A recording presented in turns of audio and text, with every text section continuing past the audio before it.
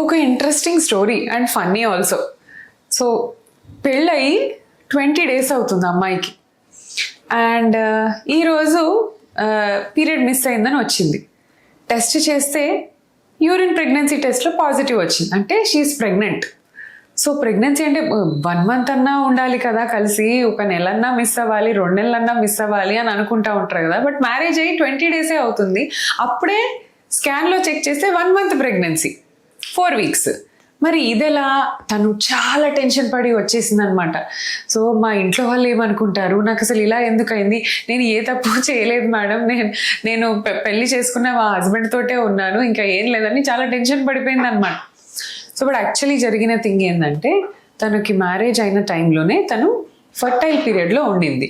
So marriage తర్వాత Indian మ్యారేజెస్లో ఒక tradition ఉంటుంది. So they perform first night. So అది ఇమీడియట్గా మ్యారేజ్ తర్వాత ఉంటుంది కాబట్టి ఇండియన్ మ్యారేజెస్లో అదే టైంలో తనకి ఎగ్ రిలీజ్ అయిందనమాట when she got married. So ఇమీడియట్గా ఎగ్ రిలీజ్ అయింది. సో నెక్స్ట్ డే వాళ్ళు వైఫ్ అండ్ హస్బెండ్ కలుసున్నారు. అదే సైకిల్లో స్పర్మ్ వెళ్ళి ఎగ్ మీట్ అవ్వడం జరిగింది అండ్ రావాల్సిన పీరియడ్ మిస్ అయింది అనమాట. So that is the thing.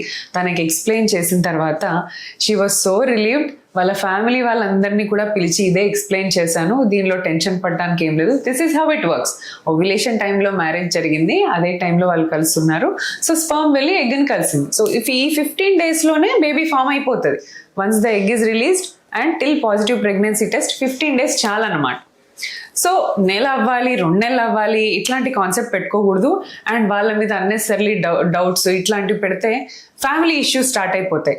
ఈ వీడియో ఎందుకు చేస్తున్నామంటే, ఇట్లాంటి వాళ్ళు ఊర్లలో ఉంటారు, వీళ్ళకి అన్నీ తెలీదు, డాక్టర్ దగ్గరికి వెళ్ళాలని కూడా తెలీదు.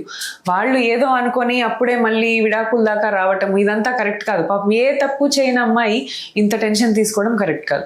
So this is just to create awareness. ఇది అందరికీ తెలుసుకోవాలి. ఎవరెవరైతే ఈ వీడియో చూస్తున్నారో మీకు తెలిసిన వాళ్ళకు, మీ ఊర్లలో ఉన్న వాళ్ళకు అందరికి కూడా షేర్ చేశారంటే this will be of lot of help to them అనమాట.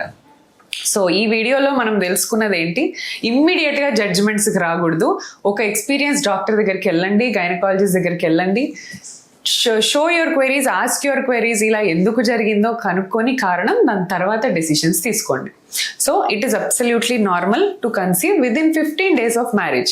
సో ఇమ్మీడియట్ పీరియడ్ మిస్ అయినా కూడా అది టెన్షన్ పడాల్సిన అవసరం లేదు. బట్ మీరు ఇమ్మీడియట్గా ప్రెగ్నెన్సీ ప్లాన్లో ఉన్నారా లేదా అనేది కూడా చూసుకొని సేఫ్టీ యూజ్ చేయడము, కాండమ్స్ యూజ్ చేయడం. Because immediately after marriage people want to spend 1 or 2 years at least understanding each other. Partner understanding చాలా ఇంపార్టెంట్. అప్పుడే ప్రెగ్నెంట్ అయ్యారంటే మీరు అండర్స్టాండింగ్కి టైం ఇవ్వట్లేదు, అలా అని you are losing that most important period. Marriage is all about understanding between the couple mainly and then the families. So give some time, safety use చేయండి if you're not planning pregnancy. మళ్ళీ unwanted pills వేసుకోవడము, ఇవంతా తర్వాత మళ్ళీ abort చేసుకోవడం తెలిసి, why all this unnecessary.